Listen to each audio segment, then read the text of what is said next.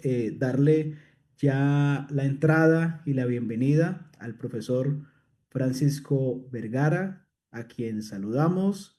Esta noche le pedimos que ya pueda activar su micrófono y bueno, dar un saludo a, creo que ya hay más de 100 y seguramente a través de redes sociales otra cantidad mucho más grande. Y el tiempo es suyo, profesor Francisco. Bienvenido, buenas noches. Muchas gracias por la invitación y muchas gracias a todos los que se han conectado. Espero que en esta noche, cuando concluyamos nuestra presentación, pues todos salgamos de alguna manera con ah, una mirada un poco diferente también de cómo debemos enfrentar, cómo debemos nosotros actuar frente a las situaciones que se producen en nuestra sociedad. Voy a comenzar con la presentación. A ver, ahí está. Dice problemas sociales en perspectiva bíblica. Eso es el título general que nosotros vamos a estar tratando en esta noche. Y a ver si pasamos ahí. Ustedes ven unos animalitos y ustedes se preguntarán, ¿qué tienen que ver esos animalitos? ¿No? ¿Pueden identificar a los animalitos que están ahí? ¿Mm? Arriba hay tres y en la parte baja hay dos, ¿no? Parece ese un carnero, un camaleón, un murciélago, un avestruz. Si vieron de niños el correcaminos, ahí saben de quién se trata, y un pez, un salmón. Ahora, luego voy a explicar por qué escogí esas imágenes para un poco llevarnos a motivarnos a pensar en las distintas reacciones, en las distintas respuestas que nosotros tenemos a las situaciones que ocurren en nuestros distintos contextos. Eh, Uno de los temas controversiales y siempre actual es qué papel debe desempeñar la Iglesia o los cristianos en relación a los problemas sociales. Y muchas veces nosotros hemos actuado, hemos participado, quizás de alguna manera en esta metáfora, ¿no es cierto?, de estos animalitos. Y ahí dice, algunas veces optamos por responder con alguna de las siguientes figuras, ¿no? Un carnerito. Y ahí pongo lo que habitualmente se dice acerca de los carneritos, ¿no? Que son acríticos, que son irreflexivos, es decir, no importa, pase lo que pase, yo no tengo nada que decir porque yo soy ciudadano del reino de Dios y entonces como tal los problemas sociales no me deben interesar, no me debo preocupar porque yo estoy esperando una realidad distinta, una realidad diferente, yo estoy esperando el reino de los cielos y por lo tanto lo que pase aquí en este mundo terrenal me tiene sin cuidado. ¿M? Hay otro que es el camaleón, el otro animalito que dije que está allí, que lo he puesto como un oportunista, porque se acomoda, ¿no? Ya saben, había un refrán, hasta una canción, creo, ¿no? El camaleón cambia.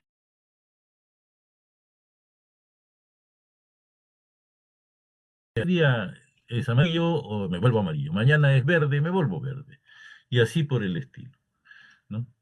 El otro es el murciélago, murciélago que es ciego prácticamente, ¿no? Él se orienta por los sonidos que emite y por cómo estos rebotan en las distintas superficies por las cuales él se mueve. Por eso dice ahí que tiene ecocolocación, ¿no? Es casi como un camaleón, digamos, pero su razón de ser es distinta. Luego puse el avestruz, que ustedes tienen también allí, y dice el ausentismo. Y he puesto al costado el gueto. El avestruz, ¿cuál es lo que le caracteriza al avestruz? Que pues ante cualquier situación, ante cualquier dificultad que se avecina, que avisora, ¿qué hace? Esconde su cabecita bajo la tierra, ¿no? Y entonces, como esconde su cabecita bajo la tierra, bueno, para él no existen problemas porque ya no los ve, ¿no es cierto? Prefiere hacer ahí oídos sordos y se pone ciego ante eso, ya está, se acabó. No los ve, no los quiere ver y por eso se sumerge allí, sumerge su cabecita en la tierra, en la superficie, ¿no? Y el salmón del cual seguramente en muchas ocasiones hemos escuchado hablar, ¿no? Y ese le he puesto allí que es un crítico, es alguien que va en contra de la cultura, frente a lo que muchas veces también nosotros vamos viendo y vamos experimentando. Los creyentes a lo largo de muchos años nos adormecimos. Recuerden ustedes que una de las razones por las cuales surgió la Reforma Protestante en el siglo XVI fue porque había que despertarse de ese letargo. El primero, que no se conocía la Biblia, ¿no? Como hoy la conocemos. Entonces, bueno, el redescubrimiento de la Biblia produjo todo ese cambio sustancial. Y junto con esa reforma protestante se produjeron una serie de cambios sociales también. Uno puede revisar lo que ocurrió en los lugares donde la reforma protestante se insertó, se inculturó, ¿no es cierto? Eh, Se indigenizó, como dicen algunos también, o sea, se hizo propia del lugar. Y cambiaron muchísimas cosas. Cambió lo que era la educación, cambió lo que era el cuidado de la salud, cambió la preocupación por aquellos que menos tienen, en fin, un montón de esas cosas se dieron en ese contexto. Pero después de ese tiempo, como que los creyentes comenzaron a discutir si correspondía o no correspondía a los cristianos. Como dije al inicio, porque muchas veces se pensaba que los cristianos únicamente se tienen que preocupar ¿no? Tienen que tener su vista puesta en la realidad futura, en el reino de Dios, y cuando el Señor venga por segunda vez, y entre tanto no voy a hacer más nada aquí porque yo no soy ciudadano de este mundo. Y yo creo que, como dije, eso es una mirada equivocada. Uno podría mirar rápidamente algunos ejemplos, lo vamos a hacer ahora, de ver cómo inclusive personajes cristianos, personajes protestantes, personajes bíblicos, para decirlo más concretamente, reaccionaron y respondieron frente a ese tipo de situaciones. Ahora lo que voy a hacer rápidamente es ah, que juntos revisemos las afirmaciones.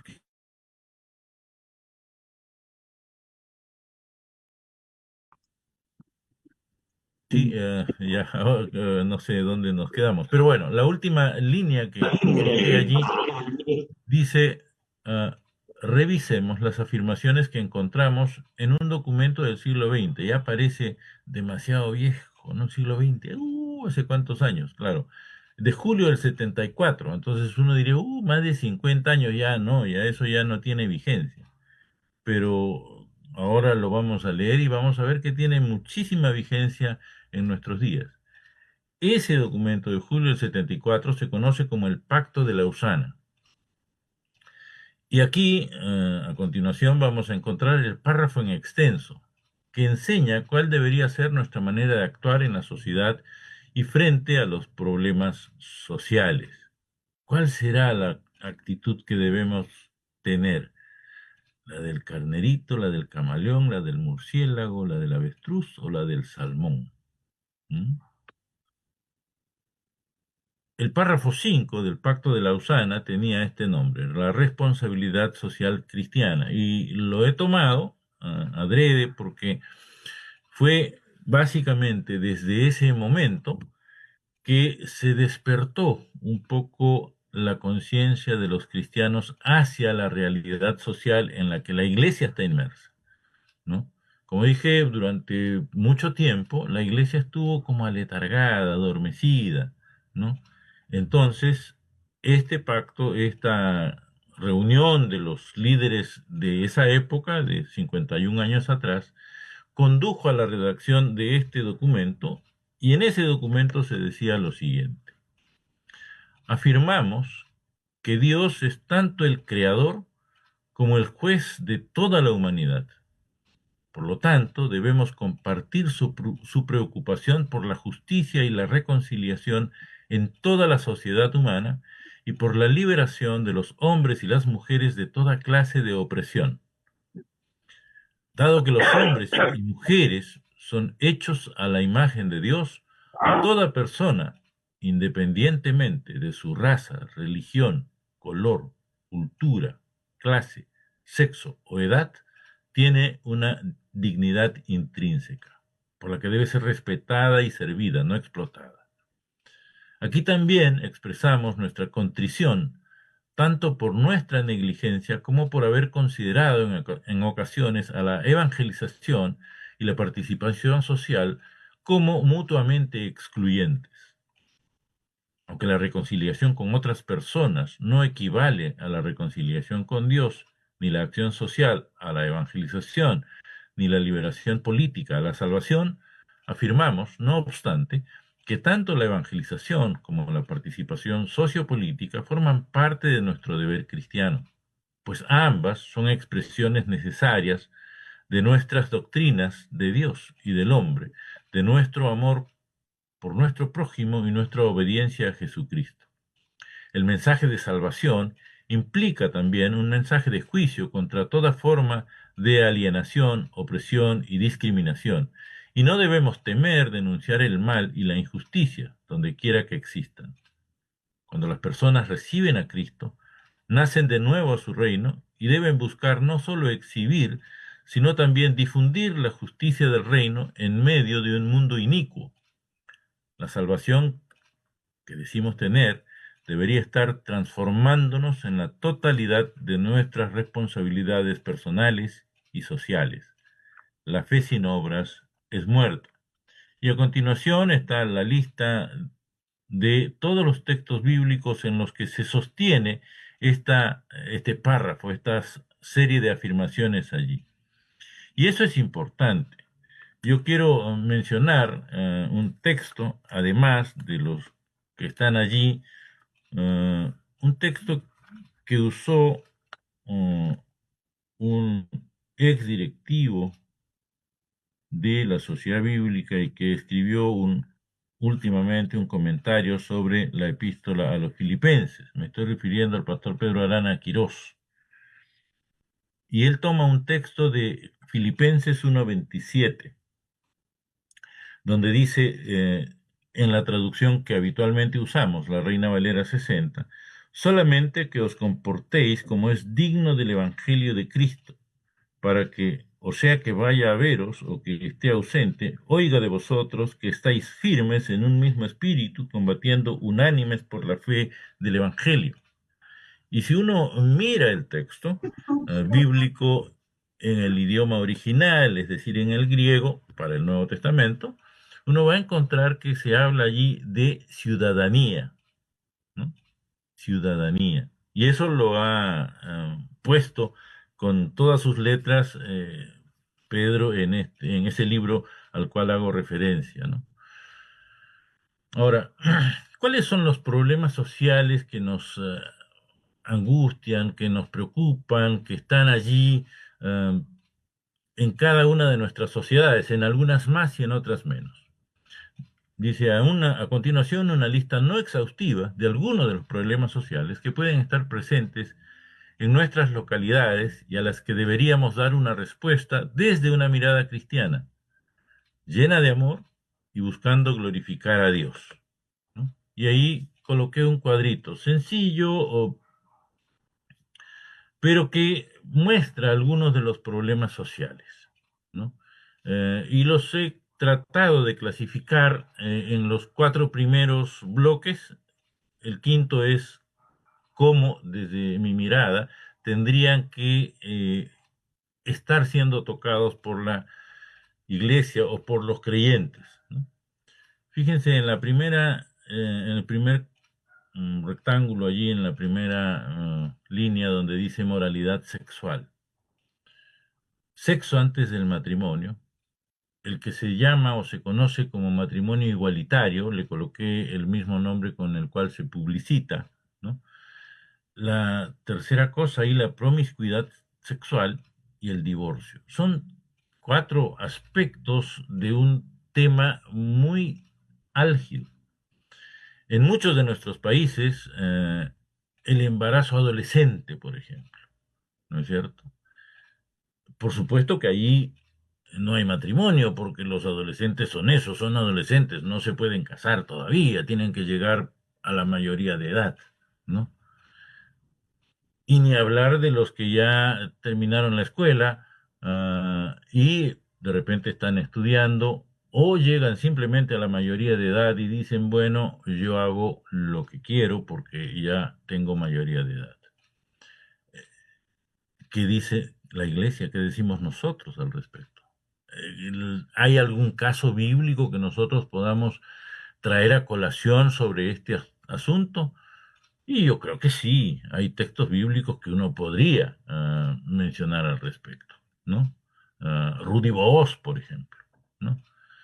Matrimonio igualitario, ya saben, dos personas del mismo sexo que deciden o quieren casarse y quieren que se les reconozcan todas las atribuciones y potestades que tiene un matrimonio heterosexual. ¿Habla la Biblia, admite la Biblia un matrimonio, una relación de ese tipo o no? Yo creo que también hay muchos pasajes que uno podría utilizar al respecto. La promiscuidad sexual. Todo hoy es sexualizado, ¿no? Hacen, no sé, comerciales o propagandas para un auto o una competencia deportiva, los boxeadores, pero siempre tiene que haber, por supuesto, una muchacha en prendas bastante pequeñas, ¿no? Por decirlo menos. Y eso incita, ¿no? Eso vende mucho. Y el divorcio, una situación difícil y compleja que antes se veía muy de lejos, ¿no? Los cristianos veían un poquito de lejos el tema del divorcio porque ya no era una realidad que nos afectaba, vamos a decir, eh, con mucha fuerza, ¿no? Eran escasísimos los casos de divorcio. Hoy eso ha cambiado, ¿no? Ha cambiado y algunos hacen, algunos, no sé si en otros lugares le dicen igual chistes, chascarrillos, bromas, ¿no? Dicen, ¿cuál es la principal causa de divorcio? Dice, el matrimonio, pues, ¿no? O sea, ¿hay en la Biblia alguna enseñanza bíblica que nos permita pensar sobre esto y dar una opinión, dar una idea a nuestras autoridades políticas para que se regule, se norme lo que va ocurriendo o no? En casos de la segunda columna ahí, lo que he colocado como bioética, ¿no? Eutanasia. ¿Qué es la eutanasia?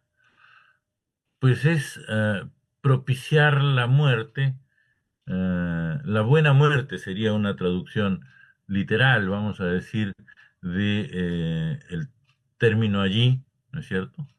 Pero es, como dicen algunos, darle muerte o consentir en la muerte de alguien que ya no quiere vivir y que muera con dignidad, ¿no?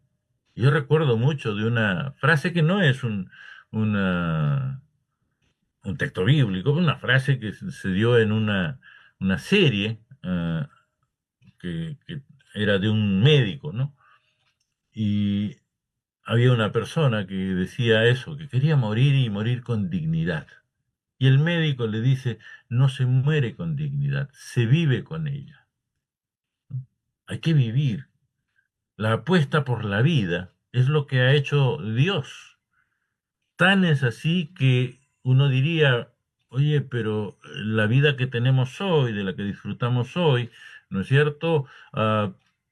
es producto de lo que Dios ha consentido que nuestros padres hicieran. Sí, no estaríamos aquí si no fuese por la voluntad de Dios, ¿no? Y más aún, no disfrutaríamos, más allá de este mundo, de esa vida eterna si no viviéramos aquí. Y para disfrutar esa vida eterna, eso fue la muerte de Cristo.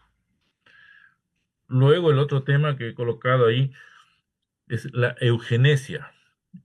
Otra vez que es un término medio raro, ¿no? Pero es el buen origen, traducido literalmente, ¿no? El término es. ¿A qué se refiere eso? A los bebés que nacen por catálogo ahora, ¿no?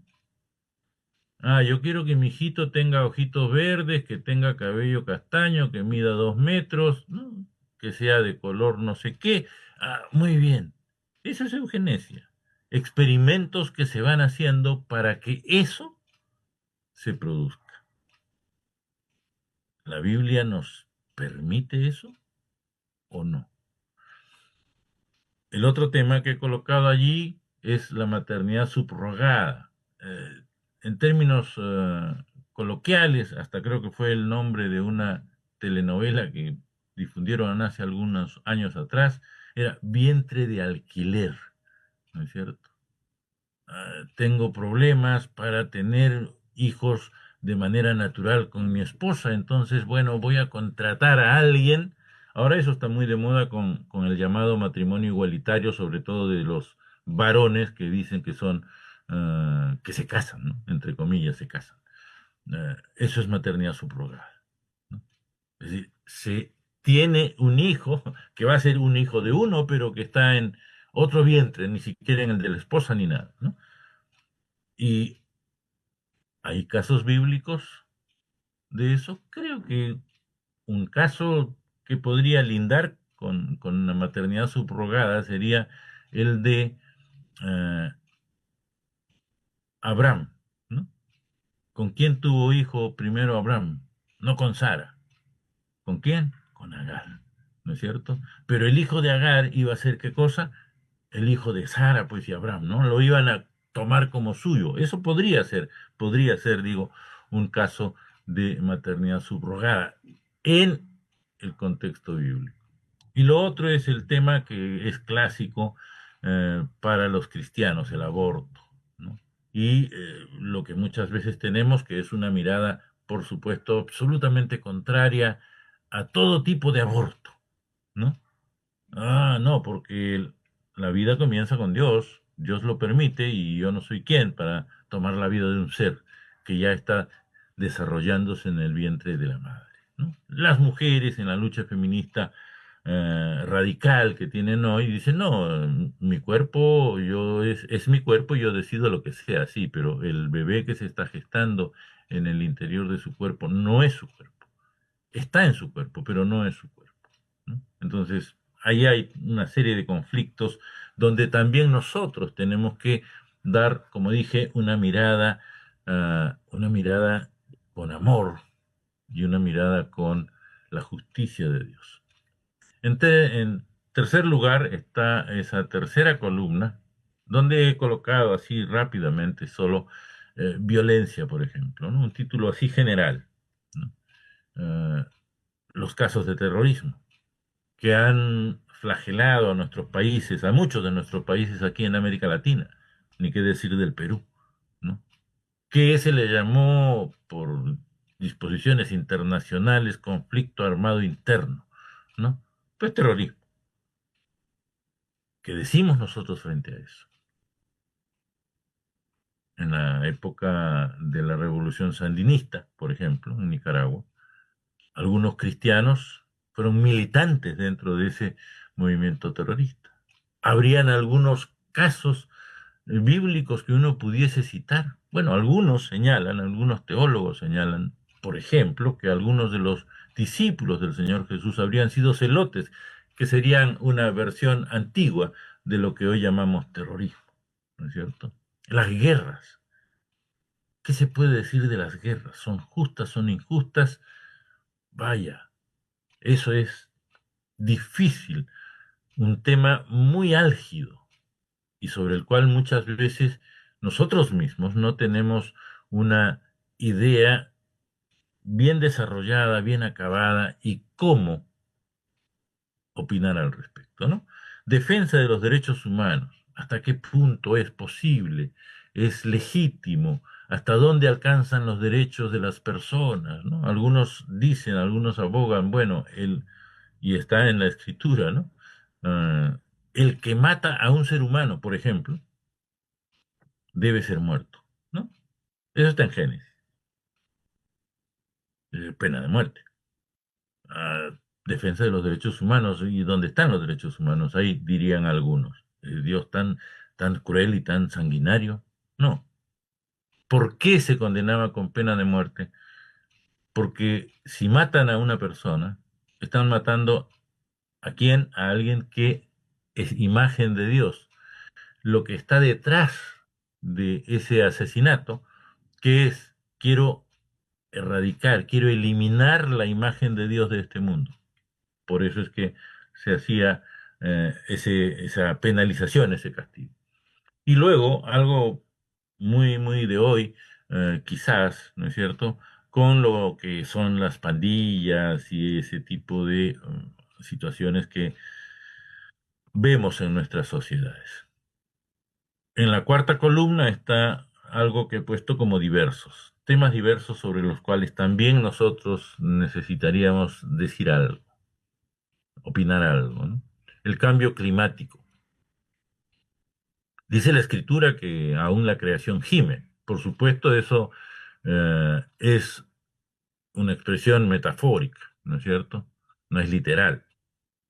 Pero ¿hay algo que decir al respecto? Yo creo que sí, también. ¿Por qué? Porque si a Dios le interesa y tiene cuidado de su creación, no nos olvidemos que nosotros como seres humanos hemos sido colocados aquí simplemente para administrarla.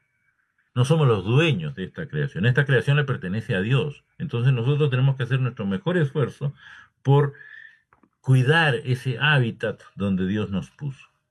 Corrupción. Uh, ¿Qué decir sobre corrupción? Claro, muchas veces pensamos que, otra vez, esto nos es ajeno. Perdónenme, lamentablemente hay casos de corrupción también dentro de la iglesia cristiana. Perdónenme, ustedes leyeron Hechos 5, ¿no? Ananías está allí, ¿no? Ah, ¿se acuerdan? Van a, supuestamente, Ananías es, ¿no es cierto? Ya hasta el nombre se me fue de tanta emoción, ¿no? Pero está allí y van y le dicen a Pedro, todo el mundo vendía sus propiedades y ¿qué hacen? ¿Qué hace esta pareja? Bueno, le pone un poco, ¿no? No le pone todo, le pone un poco. Esa es corrupción. Se quedan con una parte. No estaban obligados a venderlo, pero se quedan porque, bueno, pues hay que sacar algún provecho, no vaya a ser que algo pase. Corrupción. Migración. Nosotros hemos sido exportadores de muchos de nuestros compatriotas a otras latitudes. Hoy se está produciendo un efecto muy grande y muy grave en, ya saben, los Estados Unidos con este tema de los migrantes, ¿no? Los migrantes ilegales, ¿no? Pero la migración, nosotros somos un pueblo peregrino. Estamos en este mundo, pero nuestro destino final no está aquí. Entonces estamos en camino a una patria mejor. Somos migrantes también. El pueblo de Dios desde siempre fue migrante, ¿no? Uno dice, Israel, sí, pues Israel, acuérdense, estaba yendo de acá para allá, ¿no? Y el cuarto tema que puse ahí fue trabajo y desocupación. Trabajo. Bueno, empleo, quizás mejor debo poner, ¿no? Empleo. Porque sí, pues conseguir empleo a veces en nuestras sociedades con una tasa de desempleo muy grande, muy alta, ¿no? Es bien difícil. Y la escritura dice que el que no quiere trabajar, no es el que no puede trabajar por distintas razones, porque no, el que no quiere trabajar, que no coma. ¡Wow! Tremendo, terrible, ¿no? Pero es eso, porque nosotros, desde el inicio, desde Adán, estamos puestos en este mundo para trabajar. Adán fue puesto en el Edén no para echarse ahí debajo de la palmera y estar soleándose. No, no, fue puesto para trabajar. Había que labrar el huerto y había que ponerle nombre a los animalitos. Había que ocuparse en algo, ¿no? Tenía que ocuparse en algo. ¿Qué decimos nosotros al respecto? El no trabajar, como dice, el trabajo dignifica al hombre, ¿no? Pues el que no trabaja está perdiendo algo de su dignidad. ¿Será eso? ¿Mm? En cuanto al abordaje cristiano, puse ahí algunas cositas, son 7, ¿no? Tienen que ver con la vocación. La vocación es el llamado, ¿no? ¿Cuál es nuestro llamado? ¿A qué hemos sido llamados? No, por supuesto, hemos sido llamados para anunciar las buenas nuevas. ¿Y cuáles son esas buenas nuevas? No, es la salvación en Cristo. Sí, claro, la salvación en Cristo, por supuesto. Pero eso tiene su correlato, como mencioné hace un rato, eh, sobre lo que pasó durante la Reforma Protestante. Eso tiene su correlato en la vida social. Entonces, algo hay que hacer allí. ¿Qué más he puesto? Obediencia. Porque si ese es mi llamado, yo tengo que obedecer a ese llamado. El Señor dijo que habían dos grandes mandamientos, resumió toda la ley en solo dos grandes mandamientos. Ama a Dios y ama a tu prójimo. Y ama a tu prójimo como a ti mismo. Y eso no es una opción. No es que, si quiero lo amo y si no, no. No, no. Hay que hacerlo. Eso es lo que dice el Señor. Eso va de la mano con disciplina, por supuesto. Hay que ser disciplinados en eso, ¿no? Hay que brindar soporte, ayuda, nuestra voz, si a veces es lo único que tenemos y lo que podemos, nuestra voz para que se atiendan este tipo de situaciones, todas las que están allí, las 16 que he colocado. Y muchas más, porque esto es apenas una lista, como dice ahí, no exhaustiva. Preparación. Para atender a cada una de esas demandas necesitamos estar preparados. ¿Y qué implica esa preparación? Pues por ejemplo, implica nuestra formación, nuestro conocimiento bíblico, por ejemplo, ¿no? Tenemos que saber la Biblia, qué es lo que dice la Biblia, pero tenemos también que prepararnos en aquella área específica en la cual queremos brindar nuestro servicio, que es lo siguiente que viene ahí. Porque si no, perdónenme, vamos a echar todo a perder. Y ese servicio, se tiene que hacer con valentía y con perseverancia. Porque los creyentes muchas veces, como ustedes también habrán escuchado hablar en sus lugares, ¿no? A los creyentes se nos dice zapatero a tus zapatos, ¿no? ¿Y qué nos dicen con eso? ¿Qué nos quieren decir con eso? Bueno, tú te dedicas a alabar a Dios, a adorar a Dios, a cantarle a Él, a leer la Biblia. Bueno, quédate en tu templo, pues. No, no, no, no, no, no. Yo tengo que irradiar luz.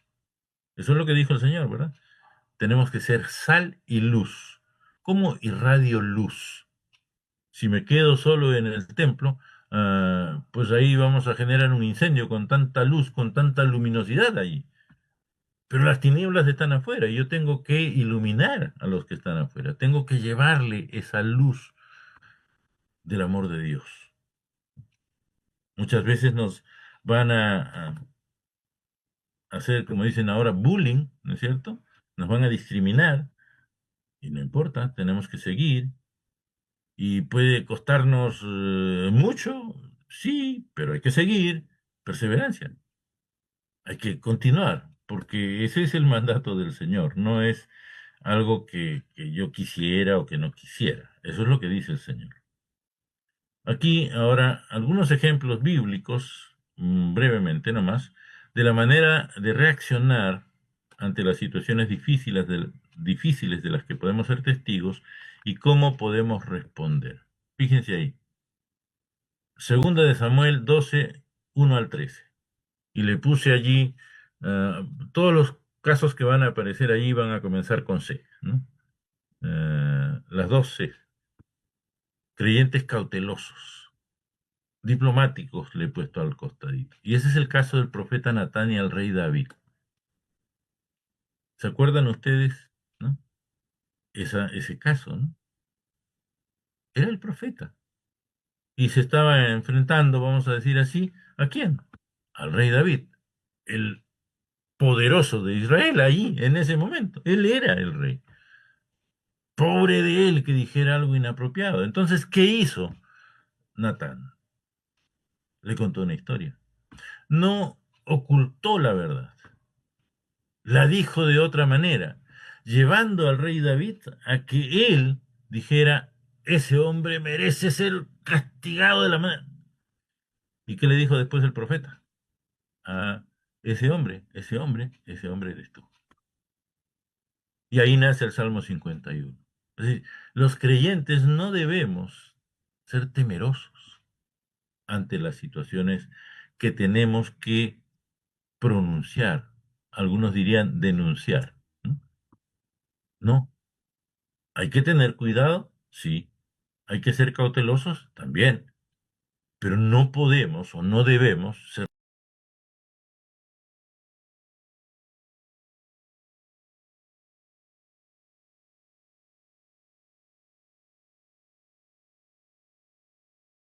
No es nuestra razón. Allí le puse, ya les dije, 12 creyentes comprados.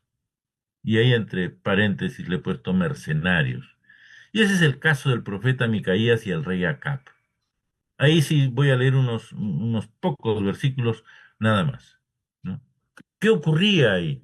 Pues que el rey Acab llama a... El rey Acab era del norte y llama al rey Josafat del sur. Y le dice, bueno, vamos a pelear contra esta gente. Ya, ¿no? Y, y dice en el versículo 6, entonces el rey de Israel, Acab, reunió a los profetas, como 400 hombres. Ya me hace acordar a los profetas de Baal, ¿no? Como 400 hombres, a los cuales dijo, ¿iré a la guerra contra Ramot de Galaad o la dejaré? Y ellos dijeron, estos 400, sube, porque Jehová la entregará en mano del rey. ¿Ah? Uf, ya está. Y después viene Micaías, ¿no? Y Acap está fastidiado porque dice, Micaías siempre me dice cosas malas, no me dice lo que yo quiero escuchar, ¿no? Esos 400 estaban diciéndole lo que el rey quería escuchar, pero no lo que era la palabra de Dios. Y Micaías al inicio hace lo mismo. Versículo 15. Vino pues al rey y el rey le dijo, Micaías, ¿iremos a pelear contra Ramot de Galaad o la dejaremos? Él le respondió, sube y serás prosperado y Jehová la entregará en mano del rey. Y el rey dijo, a lo que se estaba exponiendo, ¿hasta cuántas veces he de exigirte que no me digas sino la verdad en el nombre de Jehová? Entonces él dijo, yo vi a todo Israel esparcido por los montes como ovejas que no tienen pastor. Y Jehová dijo, estos no tienen señor, vuélvase cada uno a su casa en paz. ¿Y qué dice finalmente allí Acab? Dice, el rey de Israel dijo a Josafat, el rey de Judá, ¿no te lo había yo dicho? Ninguna cosa buena profetizará él acerca de mí, sino solamente el mal. Sí, hay algunos que les gusta ser comparsas de las situaciones por más oscuras y nefastas que sean. Y pretenden que están actuando en el nombre de Dios. No, a Dios le preocupa la justicia, por si acaso, no la injusticia. Hechos 4, 19 y 5, 29. Creyentes comprometidos, convencidos le puse también. Pedro y las autoridades judías. Eso es cuando los apóstoles son conminados a... Ya, cállense, no hablen más. No, no queremos que estén hablando de este Jesús. No, no, no, no, es inconveniente para nosotros. ¿Y cuál fue la respuesta en ambos casos? Nos es necesario obedecer a quién, a Dios, antes que a los hombres. Si somos hijos de Dios, si somos creyentes, si somos temerosos de Dios y lo que queremos hacer es cumplir con la voluntad de Dios, tenemos que decir lo que Dios quiere que estas personas escuchen. Frente a los distintos problemas sociales que nos aquejan, que nos afectan en nuestras distintas naciones, lo que los creyentes tienen que hacer no es otra vez ocultar, encubrir la realidad. No es hacerla del avestruz, de meter su cabeza. Y no, no, no, no, no. Es salir a decir la verdad. Romanos 13, del 1 al 7, ese es el pasaje clásico, el pasaje típico eh, que uno usa cuando se habla de la responsabilidad de los creyentes. Creyentes conscientes, ¿no? Responsables. Pablo y la actitud cristiana en el Imperio Romano. ¿Qué pasaba allí? Ya saben ustedes, pues las epístolas siempre terminan con una aplicación de toda la doctrina que se ha dicho anteriormente, ¿no? Y eso comienza desde el capítulo 12. En Romanos comienza desde el capítulo 12. O sea, ha explicado Pablo una serie de doctrinas allí en los primeros 11 capítulos. En el 12 dice, bueno, ustedes tienen que cambiar, ustedes tienen que ser transformados, ustedes tienen que, su mente y todo su ser tiene que ser distinto. Y cuando llega al capítulo 13, comienza a hablar acerca de las responsabilidades. Dice, sí, dice, sométase toda persona a las autoridades, porque no hay, ¿cómo es? No hay autoridad sino de parte de Dios, y las que hay por Dios han sido establecidas. Pero ojo, somos nosotros los que actuamos. O sea, no es que el presidente de nuestra nación recibió un mensaje y dijo, ah, yo soy el... No, no, no. Nosotros, cuando actuamos como ciudadanos y vamos a emitir nuestro voto, somos los que estamos provocando, produciendo que estas personas lleguen a las posiciones que tienen. Y lo que dice allí es muy bien. Ojo, hay que ser vigilantes. Hay que mantener una actitud siempre crítica. ¿Por qué? Porque ellos están allí donde está... ¿Dónde está? Porque es servidor de Dios para tu bien. Pero si haces lo malo, teme. Los gobernantes están allí para ser servidores de Dios, aunque ellos no lo sepan y aunque ellos no lo quieran reconocer, pero son servidores de Dios. Y nosotros, como parte del pueblo de Dios, tenemos que hacerles notar eso, esa gran responsabilidad que tienen. Ya digo, aunque ellos no lo sean, aunque ellos no sean cristianos, tenemos que decirles, esto es lo que Dios demanda de ti como gobernante. Y primera de Pedro, capítulo 2 versículos 13 al 17, puse allí creyentes consecuentes, servidores, ¿no? Y primera de Pedro, que dice, y es algo similar a lo que dice Pablo allí en Romanos 13, ¿no? Que dice allí, donde estamos, 13 al 17, ¿no? Por causa del Señor, someteos a toda institución humana, ya sea al rey como superior, y a los gobernadores como por él enviados para castigo de los malhechores, ¿sí? Cuando castigan a los malhechores, pero si son confabulados con los malhechores, tenemos que decirles que están haciendo lo malo, ¿no? Honrad a todos, amad a los hermanos, temed a Dios, honrad al rey. Y fíjense que dice honrad a todos y honrad al rey. La misma palabra se usa allí, en ambos casos. Ellos no son superiores a nosotros. Los gobernantes son iguales a nosotros, a los cuales se les ha conferido una responsabilidad. Y su responsabilidad es ¿cuál? Ser servidores de Dios para el bien común. Frente a todos estos problemas que nosotros hemos visto, estamos viendo, que ocurren en nuestros países, um, tenemos que actuar en consecuencia. Apocalipsis 21:4, y ese es el último de los versículos allí. Creyentes confiados, esperanzados, la plenitud del reino de Dios. ¿Qué dice Apocalipsis 21, 21:4? Lo leo rapidito porque ya estoy con el tiempo. 21:4 dice, enjugará Dios toda lágrima de los ojos de ellos, y ya no habrá muerte y ni habrá más llanto, ni clamor, ni dolor, porque las promesas, las primeras cosas pasaron. Eso aguardamos. Pero entre tanto estamos aquí, estamos obligados a tener el mismo cuidado y el mismo amor con el que Dios vela por toda su creación. Estos son apenas unos de los ejemplos de la manera en que los cristianos podemos aproximarnos a los distintos problemas sociales que enfrentamos mientras estamos en este mundo. Y va al final. Los proverbios, porque la cita bíblica que aparece en el afiche es un proverbio de 29:2. Dice, los proverbios son una colección de refranes divinamente inspirados, ¿no? Hay muchos pasajes eh, bíblicos que son, digamos, esos refranes allí en el libro de Proverbios, ¿no es cierto? Pero son divinamente inspirados. Es una cosa distinta, ¿no? A lo que nosotros decimos, por ejemplo, ¿no? Al que madruga Dios le ayuda, ¿no? Bueno, sí, seguro, ¿no? Pero eso no es divinamente inspirado.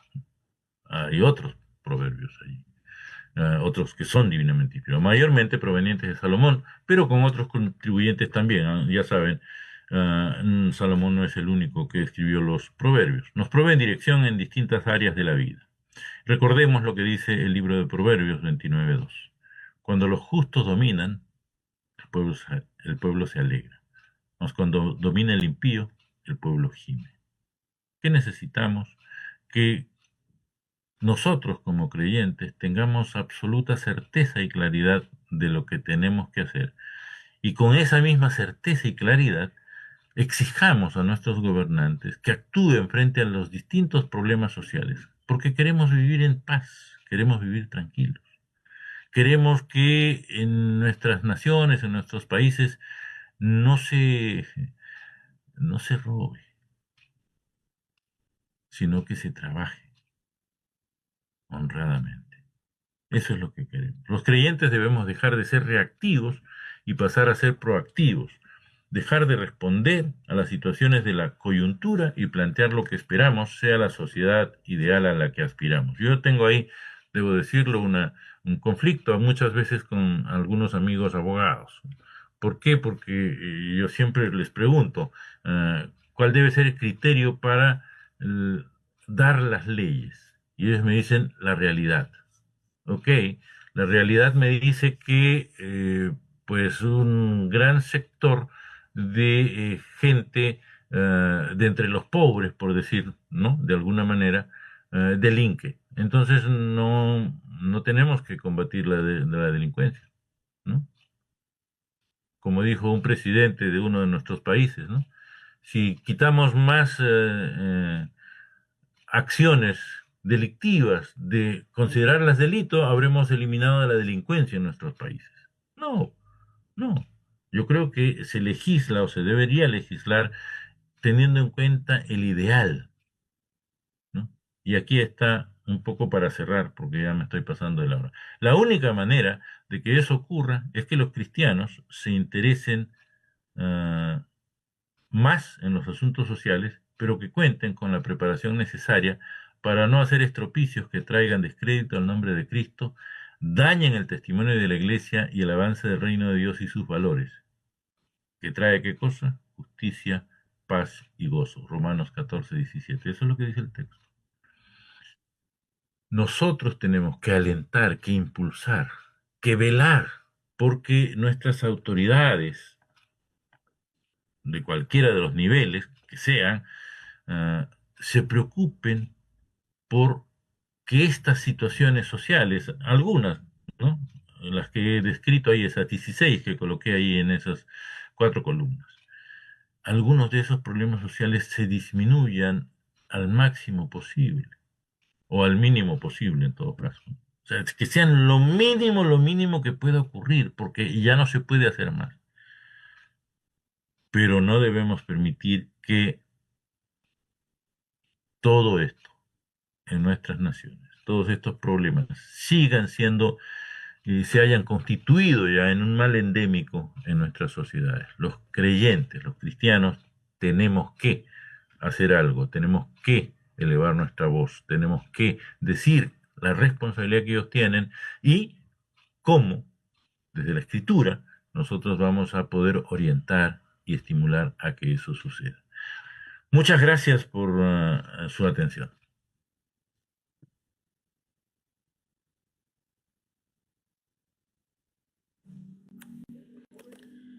Muchas gracias, profesor Francisco. Qué bendición escucharle.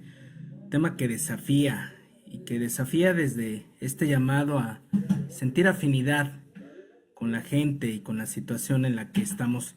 Mi compañero Rolando está preparando ya las preguntas que la gente le ha estado enviando. Me voy a tomar la libertad de tomar solamente un par de minutitos, si me pueden ayudar ahí los compañeros con el fondo, con el flyer de la Biblia teológica.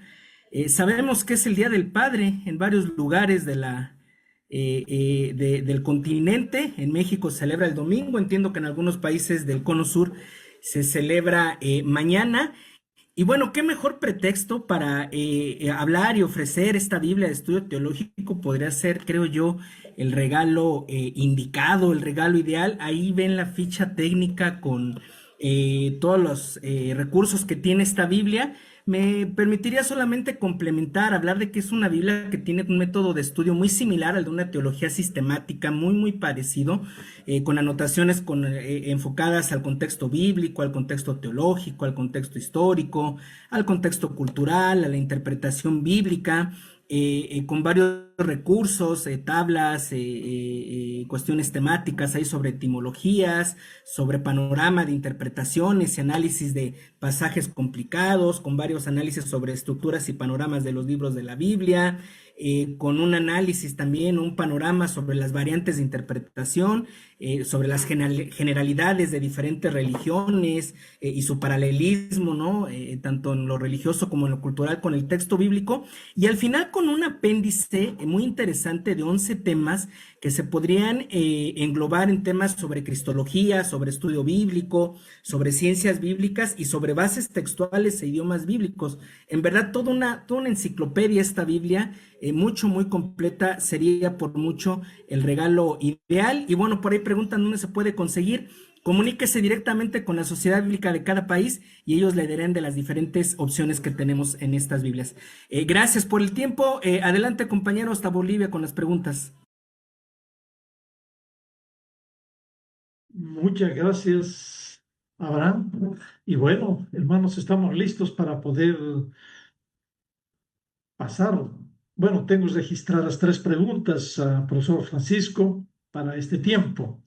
Y bueno, uno de ellos no puse como pregunta, pero es un común denominador que el pueblo cristiano tiene un poquito de picazón cuando se habla de problema social y ya se vincula y dice eso no tiene nada que ver con la Biblia. Entonces, a esta persona que escribió aquello, le va a responder esta pregunta que dice, la pregunta dice así, la Biblia aborda temas como la pobreza, la injusticia, la opresión y la discriminación. Y dice, a ver, mire, dice Proverbios 31:9, y bueno, estaba buscando el texto y dice que defiende la causa del pobre, del huérfano, al pobre, al necesitado, hazle justicia, dice, no ese texto. Entonces, profesor, la pregunta viene ahí. Desde una perspectiva bíblica, los problemas sociales no solo son cuestiones políticas o económicas, sino también espirituales y morales. ¿Cómo tenemos que hacer entender esto a la iglesia? Sí, gracias. Eso es verdad, ¿no? Nosotros somos una organización, una fraternidad que se vincula por temas espirituales. Todos los creyentes, todos los cristianos, hemos reconocido que pues somos pecadores y que venimos a Cristo porque Él es el único que nos puede dar redención.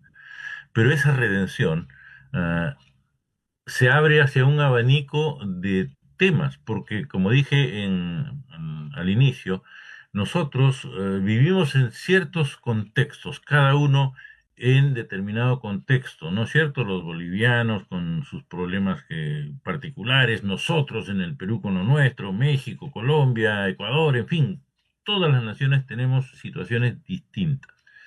¿Cuál es nuestra labor? ¿Qué nos toca hacer como cristianos? La Biblia habla de que, oye, qué bueno el que ayuda al pobre, ¿no? Y uno puede pensar en este texto donde se habla de que, oye, cuáles eran los tres grupos sociales por los cuales había que tener un cuidado especial: la huérfana, la viuda y el extranjero, ¿no? El migrante. Yo a veces le cambio, perdóneme, ¿no? Yo a veces le cambio la traducción ahí, la palabrita, y pongo el migrante, porque es el migrante que sale con expectativas porque quiere mejorar sus condiciones de vida.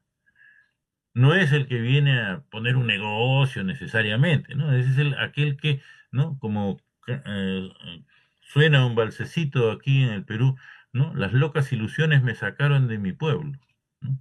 Porque quiero vivir una realidad distinta. En mi pueblito no tengo esas posibilidades, entonces me voy a otra ciudad. Y los que viven en ciudad se van a otro país y así, ¿no? Hay ese tipo de situaciones. La Biblia nos dice que hay que tener una preocupación por ellos, por supuesto. La Biblia habla de temas sociales también. Sin embargo, debemos recordar que esa, vamos a decir, ese activismo social va a corresponderle más a los cristianos que a la iglesia propiamente. La iglesia va a elevar su voz, pero el activismo en esos programas y proyectos sociales le corresponde a los cristianos. ¿Por qué? Porque habrá cristianos que están de acuerdo con tal sistema de gobierno. Habrá cristianos que estén de acuerdo, no, no, no, este no me gusta, este otro de acá sí. Ya la iglesia cristiana está suficientemente, vamos a decir así, dispersa y dividida en distintas denominaciones por posturas teológicas sobre, no sé, cualquier tema que se nos ocurra, ¿no? Los sacramentos o las ordenanzas, ¿no? No, pues ya sabemos que son dos, sí, pero ¿cómo se bautiza? ¿Por inmersión, por aspersión? ¿Se bautiza en el río, en la piscina, en la ducha? ¿En dónde se bautiza? ¿No? Se bautiza niños, se bautiza adultos, ya, la cena del Señor, ¿no? Uy, ya, no, pero eso es sencillo. No, no, no, tampoco es sencillo, ¿no? Porque en algunas iglesias se hará pues con jugo de uva, con pasa hervida, en otras con vino, con galleta, con pan, en fin. A lo que me refiero es, hay varias razones teológicas por las cuales las iglesias están divididas. No tenemos que añadirle un condicionamiento sociopolítico para que la iglesia todavía se divida más.